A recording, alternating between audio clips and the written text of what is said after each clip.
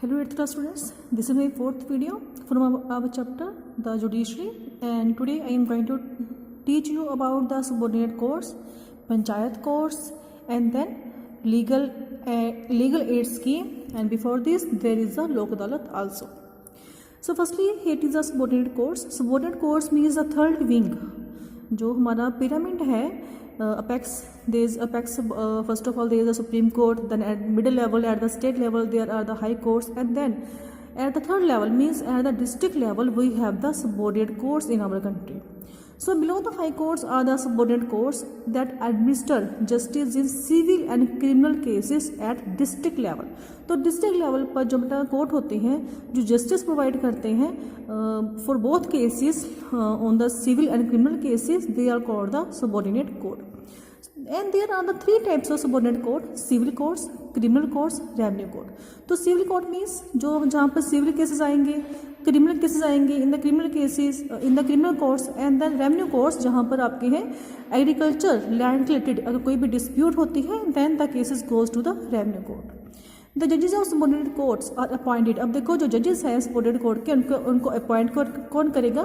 They are appointed by the governor. तो उस state का गवर्नर जो होगा वो अपॉइंट करेगा सबऑर्डिनेट कोर्ट के जजेस को in consultation with the chief justice of the high court of the state.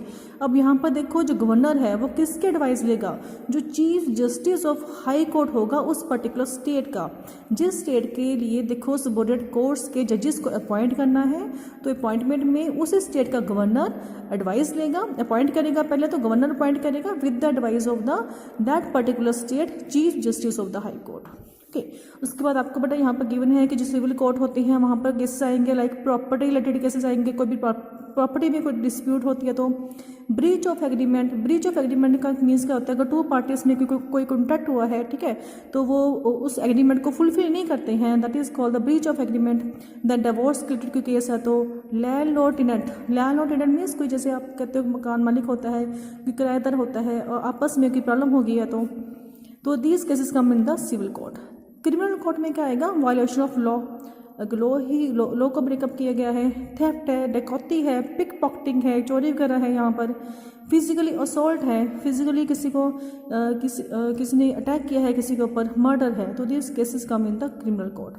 Revenue court disputes related to the agriculture land in the district. तो अगर एग्रीकल्चर लैंड से रिलेटेड कोई भी डिस्प्यूट है तो that cases come to the revenue court. Now next is this the panchayat court और the न्याय पंचायत. अब आपने देखो सुना होगा कि विलेजेस में विलेज पंचायत होती है, तो बेटा 3-4 विलेजेस को मिलाकर कुछ एक स्टेट्स में एक न्याय पंचायत का सिस्टम प्रोवाइड होता है. तो न्याय panchayat is a system of dispute resolution at the village level. तो विलेज लेवल पर देखो यहाँ पर था डिस्ट्रिक्ट लेवल पर हमारे पास है सबऑर्डिनेट कोर्ट. तो विलेज लेवल पर जो स्मॉल केसेस को सॉल्व करने के लिए हमारे पास प्रोविजन गिवन है, दैट इज अ न्याय पंचायत की.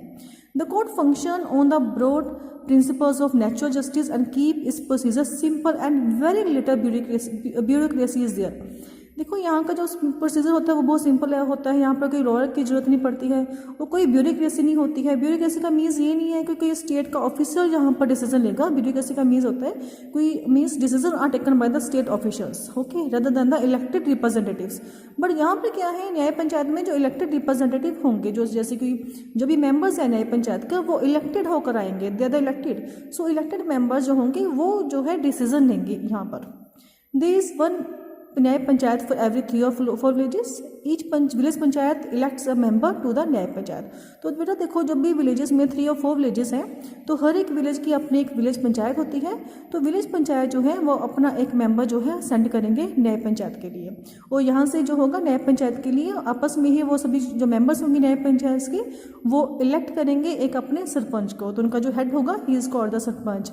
And Nyaya Panchayat hear minor civil and criminal cases. Advantages क्या होते हैं बेटा देखो न्याय पंचायत के? They can settle large number of cases and thus relieve the burden on regular court. तो लार्ज नंबर ऑफ केसेस जो बेटा माइनर केसेस होते हैं बट उनकी जो नंबरिंग काफ़ी होती है तो वो केस को ये सोल्व कर देते हैं. तो इसकी वजह से क्या होगा, जो हमारे सबऑर्डिनेट कोर्ट है, हाई कोर्ट है, उनके ऊपर बर्डन जो होगा वो कम हो जाएगा. The settle cases through peaceful conciliation. Conciliation का मीन्स क्या होता है? The action of stopping someone being angry. ठीक है, तो मीन्स पीसफुली वे से ये सेटल्स करते हैं केसेस को. देयर इज स्पीडी, तो ये स्पीडी जस्टिस प्रोवाइड करेंगे। इकोनॉमिकली होगा, देखो इकोनॉमिकल का मीन्स क्या होता है, यहाँ पर आपको कोई लॉयर हायर नहीं करना है, ठीक है, वकीलों की कोई फीस प्रोवाइड नहीं करनी है, और आपको स्पीडी जस्टिस मिलेगा। आमने सामने बैठेंगे ये जो पंचेस के मेंबर्स होंगे, जो भी न्याय पंचायत के मेंबर होंगे, दोनों पार्टीज होंगी जिनके बीच में डिस्प्यूट है, प्रॉब्लम है, एंड देन उनकी आपस में सेटलमेंट से, नेगोशिएशन से जो है ये जस्टिस प्रोवाइड करेंगे।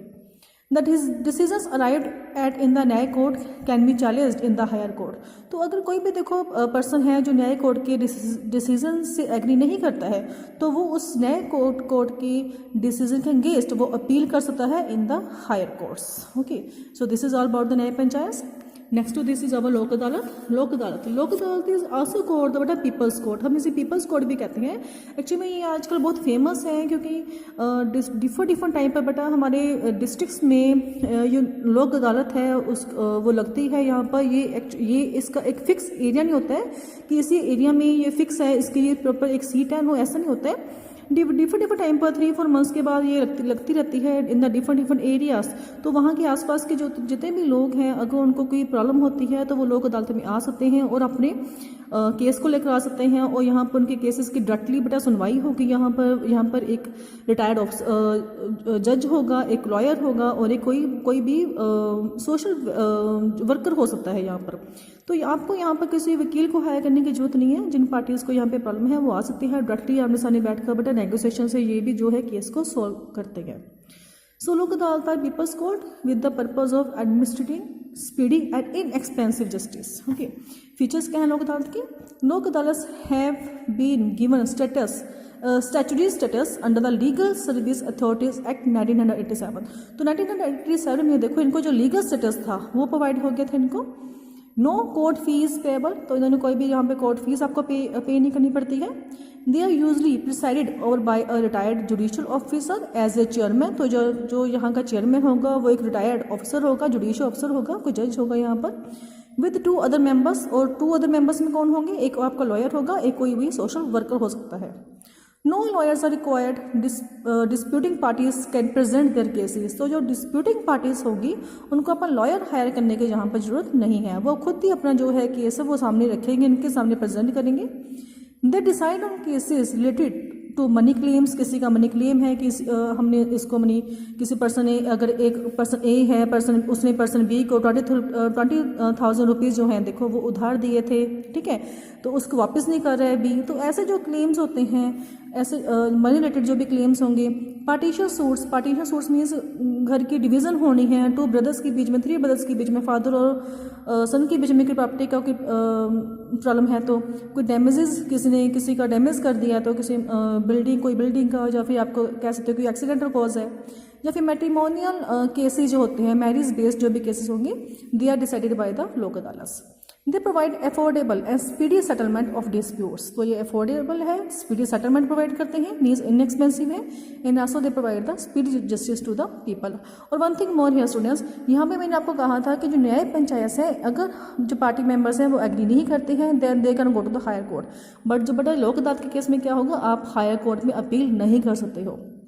ओके, तो बेटा लोक अदालत का देखो सबसे ज़्यादा बेनिफिट यही है कि जब भी ये केस को डिसाइड कर देंगे उसके बाद में आप कहीं पर भी अपील के लिए नहीं जा सकते हो। Okay, legal aid system. तो लीगल एड सिस्टम देखो क्या था, it was formed under the legal service authorities act 1987 में इसको भी सेटअप किया गया to provide free and competent legal service to the poorer. अब देखो जो पुअरर सेक्शन है, जो गरीब लोग हैं, जो वीकर सेक्शन ऑफ सोसाइटी है, जो कि अपने लिए लीगल सर्विस हायर नहीं कर सकते, मीन्स टू से वो अपना कोई वकील हायर नहीं कर सकते हैं, अपने लिए कोई लॉयर हायर करने में कैपेबिलिटी नहीं है, वो पुअर हैं। सो लीगल एड स्कीम में उन लोगों के लिए जो कि विक्टिम है, जिनके ऊपर कोई केस चल रहा है, बट वो कोई अपने लिए वकील हायर करने में एफिशिएंट नहीं है, तो वहाँ पर क्या होगा, उनको वकील जो है प्रोवाइड किया जाएगा, लॉयर प्रोवाइड किया जाएगा, लीगल सर्विसेज प्रोवाइड की जाएंगी by the government. So it is essential for the rich and the poor to have equal and just access to the law. तो सभी के लिए इक्वल होता है बेटा लॉ, चाहे वो पुअर है चाहे वो रिच है। Hence, it is vital to provide adequate legal advice and representation to all those who are not able to pay for it. तो यहाँ पर क्या है कि एडुकेट जो लीगल एडवाइस है, ठीक है, वो प्रोवाइड की जाती है उन लोगों को जो कि इसके लिए पे नहीं कर सकते हैं. आपको पता है बेटा लॉयर्स की फीस काफ़ी हाई होती है, तो जो पर्सन कैपेबल नहीं है वो पे नहीं कर सकता है, उसकी फाइनेंशियल कंडीशन ठीक नहीं है, ठीक है, तो ऐसे लोगों को यहाँ पर लीगल एड स्कीम के अंडर लीगल एड प्रोवाइड की जाएगी. So the following groups of the people are entitled to receiving free legal aid under Legal Services Authorities Act 1987. तो कुछ कौन से पीपल्स हैं, कौन से लोग हैं जो इस कैटेगरी में आएंगे. First of all people belonging to backward classes like scheduled caste and scheduled tribes. Second victims of human trafficking और बेगार्स. ह्यूमन ट्रैफिकिंग मीन्स जिनका कई बार बेटा मिस यूज होता है ह्यूमन का, चिल्ड्रन का सेल परचेज हो रही है. बेगार्स का मीन्स क्या होता है, विदाउट वेजेस उनसे कोई वर्क करवाया जा रहा है. तो ऐसे जो विक्टिम्स होंगे. नेक्स्ट है आपका women and children. People with special needs. जो बेटा पीपल होते हैं विद स्पेशल नीड्स, ओके, तो उनके यहाँ पे प्रोवाइड की जाएगी यहाँ पर legal aid scheme. Special needs का मीन्स क्या होता है, जैसे कि आप लगा सकते हो कोई पर्सन है जो कि फिजिकली अनफिट है वो, okay. Victims of mass disasters, कोई भी डिजास्टर हुआ है, कोई अर्थक्वेक है, ठीक है, कोई ऐसे फ्लड आ गए हैं, वहाँ के जो विक्टिम्स हैं. कोई वायलेंस नेचुरल कैलेमिटीज़ के जो विक्टिम्स हैं. People with an income lower than a particular amount as decided by the government. तो जो गवर्नमेंट ने कोई अमाउंट डिसाइड की है, जैसे गवर्नमेंट डिसाइड करती है कि एनुअली अगर आपकी 20,000 से कम इनकम है, ठीक है, तब आपको जो है लॉयर जो है प्रोवाइड किया जा सकता है. तो ऐसे अगर जो पीपल हैं जो जिनकी इनकम लोअर देन है that is decided by the government, तो ये जो ये सभी लोग हैं इनको जो है गवर्नमेंट की तरफ से लीगल एड स्कीम के अंडर जो है लीगल एडवाइस प्रोवाइड की जाएगी. एंड दे लीगल एडवाइस के साथ ही में क्या है, मीन्स उनको एक लॉयर भी जो है गवर्नमेंट अपनी तरफ से प्रोवाइड करेगी. So students, this is all about your chapter. Hope you understand it. Okay, then from the next week we will start our next history chapter. Have a nice day. Good bye all of you.